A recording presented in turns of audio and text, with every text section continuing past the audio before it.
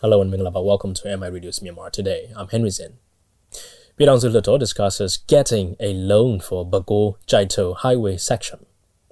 Another discussion at the Pyidaungsu Hluttaw on ADB loan for Supplementary Budget Plan. Future of ferry boat businesses in Yangon after the Dala bridge completes. And a story coverage on Myanmar Fruit, Flower and Vegetable Producers and Exporters Association expecting to support sales of more than 50,000 farmers' stocks. Stay with me on Myanmar Today for the reports, but let's take a look at the local news now.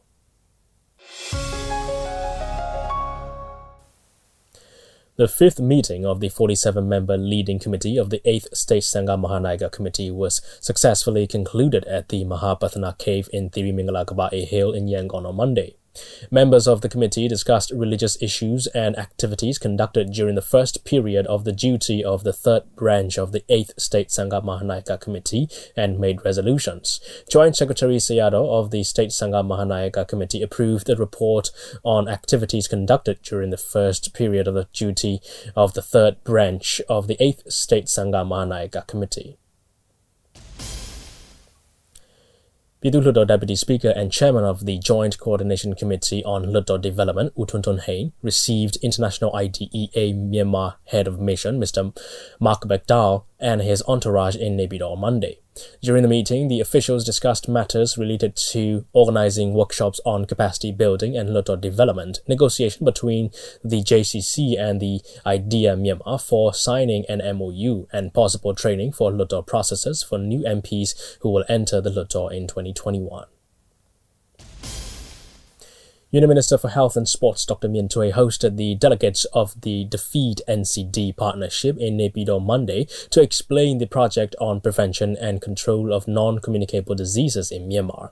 During the meeting, the Union Minister pointed out that if Myanmar fails to exert efforts to prevent and control diseases, non-communicable diseases can be a major public health problem in 5 years in the country. The Union Minister said that his office will open more clinics that will provide free healthcare services for non-communicable diseases. Unhealthy lifestyle factors are at the root of the non-communicable disease crisis, so the ministry is providing health education services. He also highlighted that the joint project of the ministry and the Defeat NCD partnership will include health education services.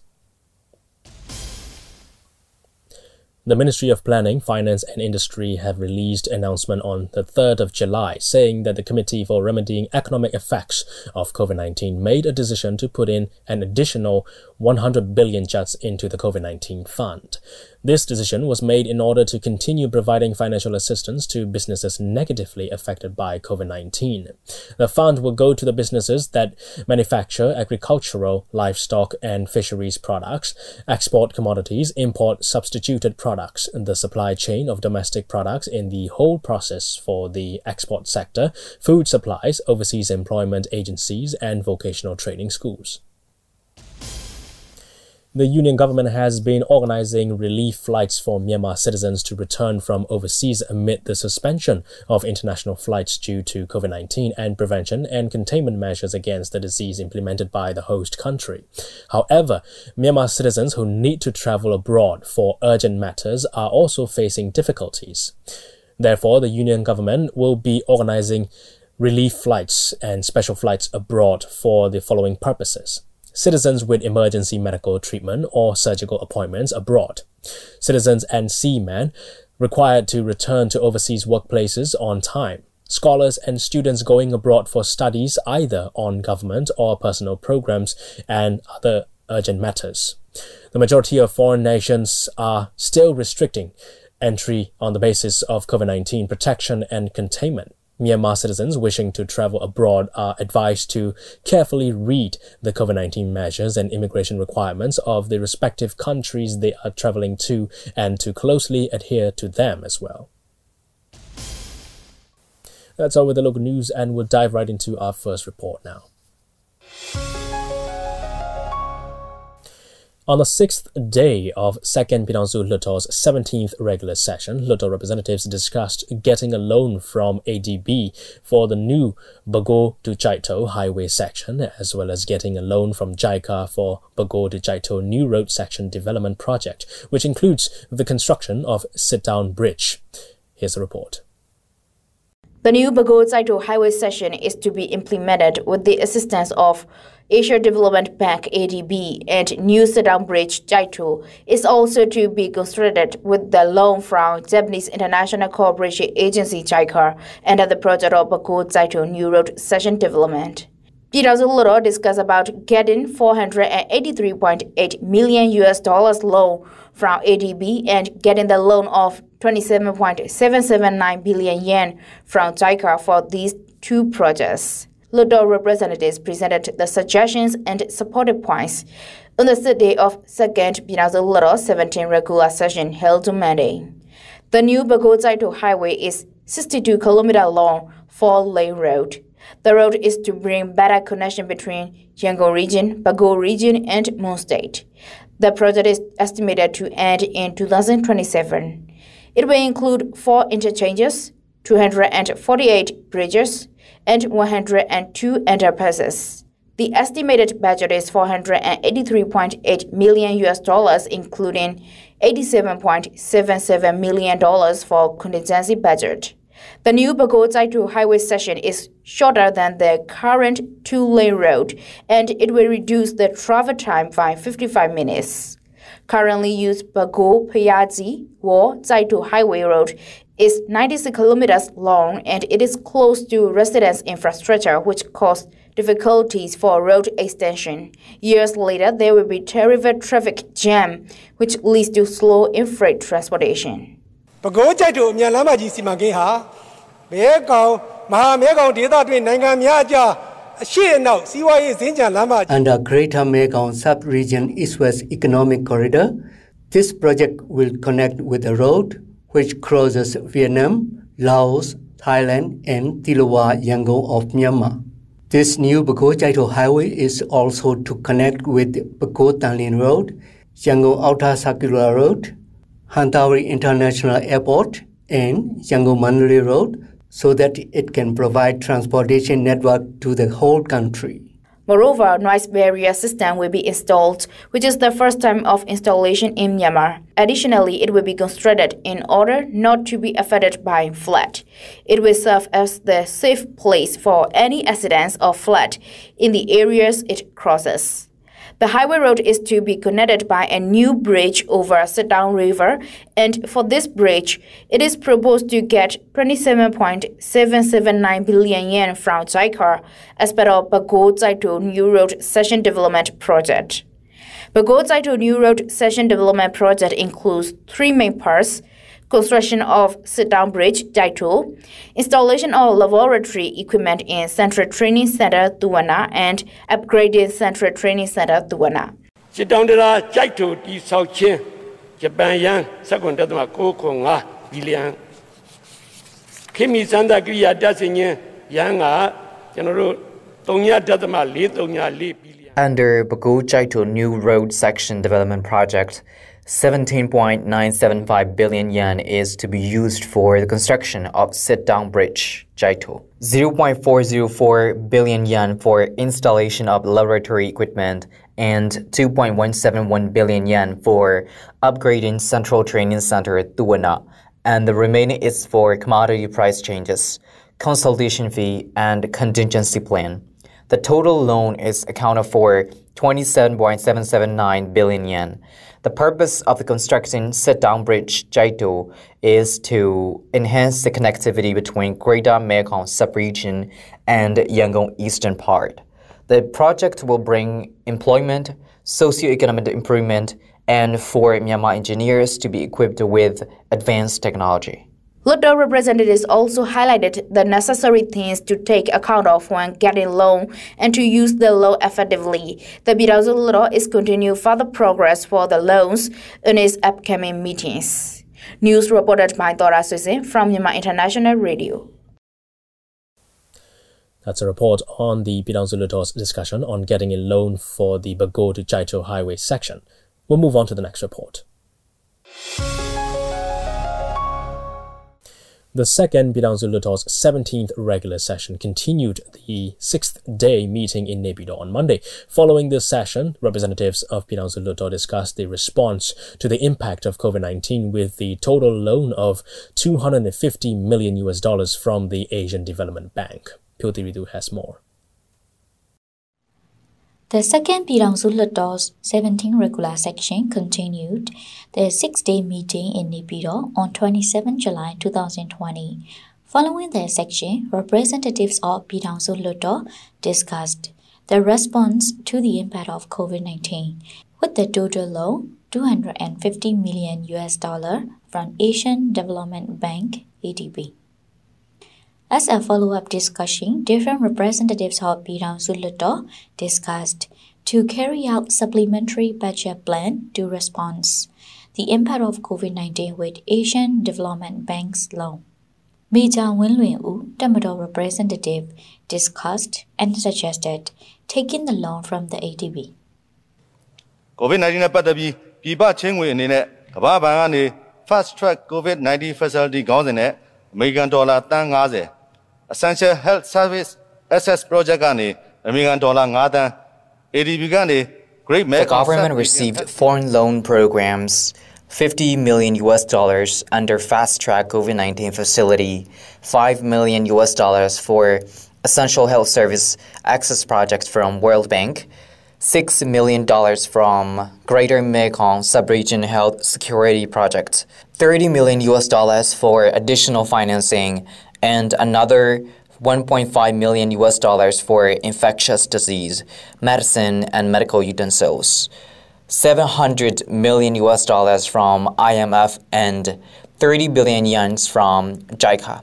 If we take $250 million loan from ADB, the total foreign debt balance of Myanmar is going to be over $13.67 billion, 120.722 billion yen, and 87.876 million euros, according to the Ministry of Planning, Finance and Industry. The support budget, $250 million from ADB, is necessary to be managed to use in which clear and exact action plans in the CERP. We should calculate not only using the budget correctly, effectively, but also repayment for the loan. I would like to suggest using a part of budget for the cost of buying potential vaccine. The Hluttaw representative, Palawa Township, agreed on taking $250 million loan from the ADB and discussed spending in healthcare service to be provided to internally displaced persons in IDP camps.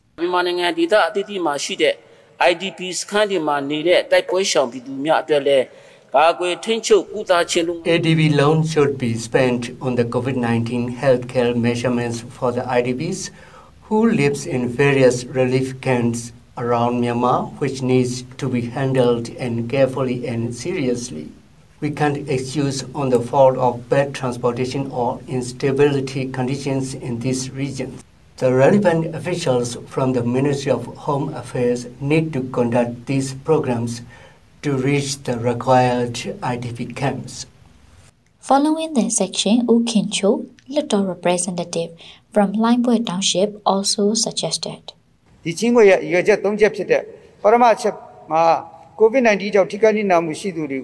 ADB loan is going to be used in three main goals in CERP projects. As we know, direct support to public who are hit by COVID-19 seriously, and precautionary measures and control of disease are the non-refundable expenses. And the third main goal in CERP, supporting the recovery of SMEs sector, is the only one refundable way for ADB loan. The Ministry of Planning, Finance and Industry should clarify that how much expense will be used in which goals in the CERP. I would like to suggest that more expense from ADB loan should be used in supporting SMEs sectors, which can also reduce the unemployment rate. I am Pyidaungsu Hluttaw. This is news reported from Myanmar Radio. That's a report on Pyidaungsu Hluttaw's discussion on ADB loan for Supplementary Budget Plan. More reports coming up later. Stay with us. The Dala Bridge is intended to ease the commute between downtown Yangon and Dala Township, boosting development in Dala, one of the most impoverished areas in Yangon. The bridge, also known as the Myanmar-Korea Friendship Bridge, is expected to cost $168 million. Despite the development, the bridge will bring to the people in Dala Township an impact on the ferry boat businesses running around that area.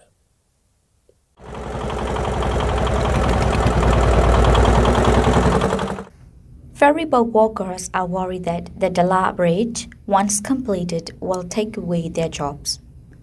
The Dala Bridge is intended to ease the commute between downtown Yangon and Dala Township, boosting development in Dala, one of the most impoverished areas in Yangon.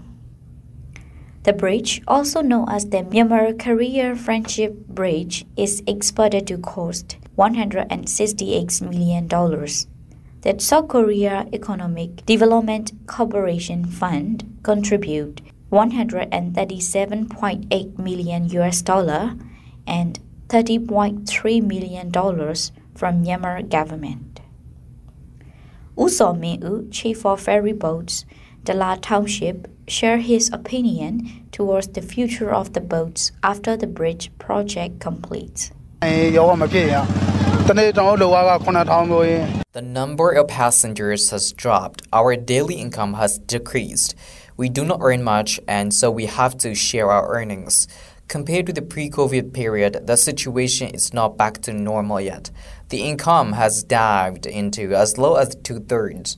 Since the rule requires us to carry only 8 passengers per one commute, it is such a hit to the businesses.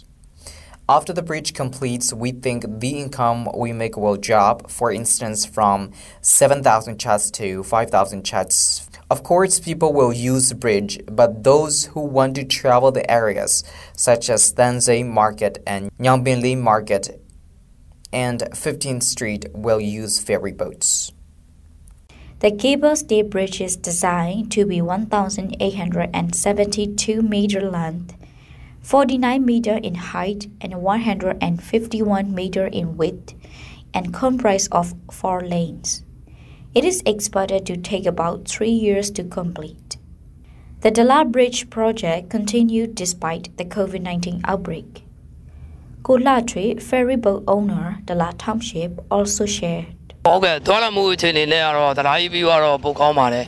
challenge that we have to face is the infatuation of the tide.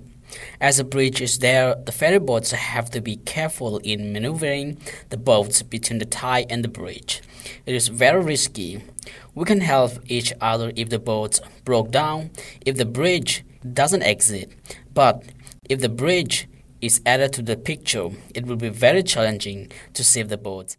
Adding to the struggles of the ferry boat businesses is the outbreak of COVID-19 entailing social distancing. As increasing number of people exercises social distancing during COVID-19 period, the water transport sector struggles due to the drop in number of passengers using the service. Some boats have been stopped since the fuel cost is higher than the income. Udinso, ferry boat owner, Dala Township, said. If the bridge completes, our life would be harder. At the point, I think we won't make 5,000 to 8,000 kyats and we will earn only about 3,500 kyats or so. We won't make any extra income. It's gonna be just enough for our survival merely. I am supporting my family of 4 with the income earned from running this ferry boat. The project was originally announced in May 2012 after former President U Thein Sein visited the Republic of Korea. In 2015, Hluttaw approved the construction of the bridge. Construction of the bridge was expected to start in 2017, but work on the bridge faced delays because of disagreements about the project's measurements between the Ministry of Construction and Myanmar Port Authority. Later, the Ministry of Construction modified the design of the bridge to overcome the disagreement about the measurements. We have one last report on Myanmar Fruit, Flour and Vegetable Producers and Exporters Association. Stay tuned, we'll be right back. Myanmar Fruit, Flour and Vegetable Producers and Exporters Association is expecting to support the sales of 50,000 farmers' leftovers and new crops through mobile trucks in the Yangon region. Known as the Yangon Farmers Mobile Market, the consumers will be able to buy fresh fruits, vegetables and flowers from their home during the pandemic, while the local farmers can sell their fresh crops. The Yangon Farmers Mobile Market was officially introduced at Pyidaungsu Township on the 20th of July. Here's a report. There are altogether more than 50,000 registered farmers in Myanmar. Myanmar Fruit, Flour and Vegetable Producers and Exporters Association (MFVP) is expecting to support the sales of leftover and new crops through mobile trucks in Yangon region. The MFVP oversaw the plan to Yangon City Development Committee (YCDC) to implement this mobile market project. Known as the Yangon Farmers Mobile Market, the consumers will be able to buy the fresh fruits, vegetables, and flowers from their home during the pandemic period, while the local farmers can sell their fresh crops. Each mobile truck carries 8 to 10 shops. The farmers need to hire the trucks so that they can sell their products at more competitive prices. The local farmers from other regions can also rent a warehouse to store their cargoes. The Yangon Farmers Mobile Market was officially introduced at the Pyidaungsu Township on 20th July. Donila U, Secretary of MFVP, said. During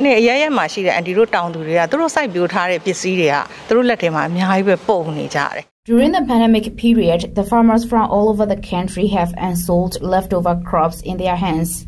The market is also quite unstable and low in demand now. The farmers ask for assistance from MFVP all the time. With the help of the Ministry of Commerce, 2 warehouses at Sasan are provided to solve the problem of the storage of unsold crops. Mobile trucks are running from township to township with the permission of the YCDC. The cars are quite big and parking lots are unavailable in some crowded markets.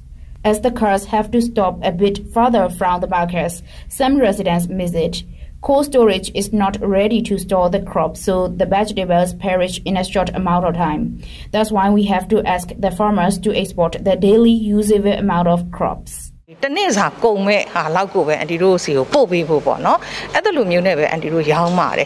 Products will be sold by 7 mobile trucks at the designated places in Yangon. The market will visit each place for 2 days, and the schedule will be posted on MFVP's Facebook page. Matenza Suji, the manager of MFVP Mobile Trucks, said.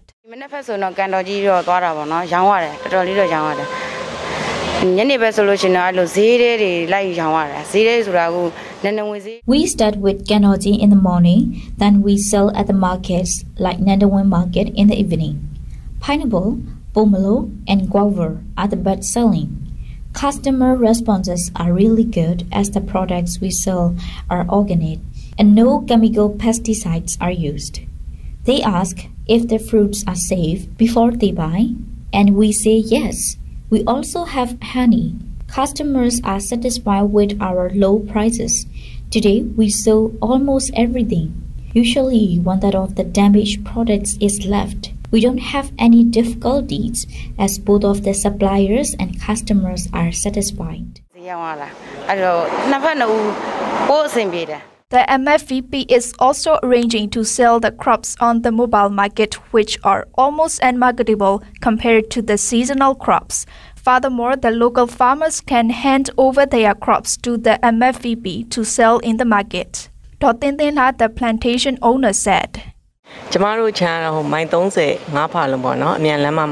My plantation is located at the mine post number 30 mines and 5 furlongs beside the highway road. We have 500 acres and plant long-term crops such as jam fruits, mangoes, orange, and guava are cultivated for 250 acres. We plant the crops by ourselves and sell to the customer directly without any intervals. Everyone in camps are getting low because of the pandemic. The customer can get the fresh and cheap crops. They are all organic. We get more profit from it as we sell to the customer directly. The price of the crops depends on the market price, the abundance and the demand. Moreover, the MFVP has also launched the e-commerce platform. The vegetables and fruits are in high demand. People can buy the vegetables through e-commerce mobile application developed by the MFVP. The sellers can display their products through the application, mentioning the price, quality and quantity, and products photos. The consumers can buy the goods online directly. That's all we have for today's reports, and here's international news on Myanmar Today. The White House Monday confirmed that U.S. President Donald Trump's National Security Advisor Robert O'Brien has tested positive for the novel coronavirus, claiming there is no risk of exposure to Trump or Vice President Mike Pence. Earlier, Jennifer Jacobs, senior White House reporter for Bloomberg, said on Twitter that O'Brien has been isolating at home and working remotely after apparently contracting the virus at a family event. It remains unclear how much in-person contact O'Brien has recently had with Trump. The White House has said staff is regularly tested for the virus, and O'Brien is the most senior official to be found positive amid the pandemic. Trump last September selected O'Brien as his fourth White House National Security Advisor. The official Korean Central News Agency reported on Tuesday Kim Jong-un, the top leader of the Democratic People's Republic of Korea, said that nuclear deterrence will permanently guarantee national security. Kim made the remarks as the country marked the anniversary of the end of the 1950 to 1953 Korean War, which fell on Monday, with a reception for veterans. In his speech, Kim said that fierce struggles with enemies have continued since the Korean War, and that pressure from imperialists has also increased. In other news, Spain has been dealing with a devastating blow after Britain and a host of other European countries imposed measures to limit travel to the country following a spike in COVID-19 cases. On Thursday and Friday last week, Spain announced 900 new cases of COVID-19, with the bulk of those emerging in Barcelona, Zaragoza and Lleida. But the Spanish government insists the outbreaks are under control and that it is safe for tourists to travel to the country. However, that hasn't been enough to convince many European countries that have advised citizens against traveling to Spain or imposed quarantine and testing measures on those who do. One person was reportedly hit by the Jeep. Police believe a protester opened fire on the vehicle while it drove through a large group of Black Lives Matter demonstrators and unintentionally shot another protester. Here's the footage of the chaotic scene on Sunday.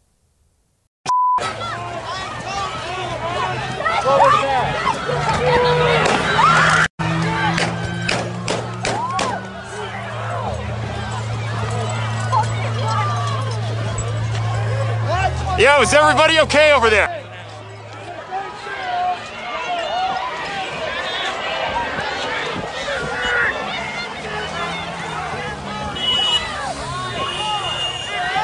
Holy shit.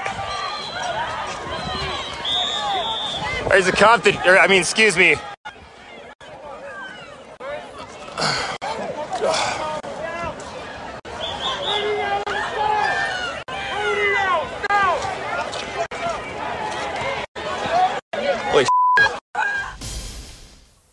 And that's all we have for now. Thanks for joining me on Myanmar Today. I'm Henry Zin. Stay safe and stay protected, everyone. I'll see you again. Goodbye.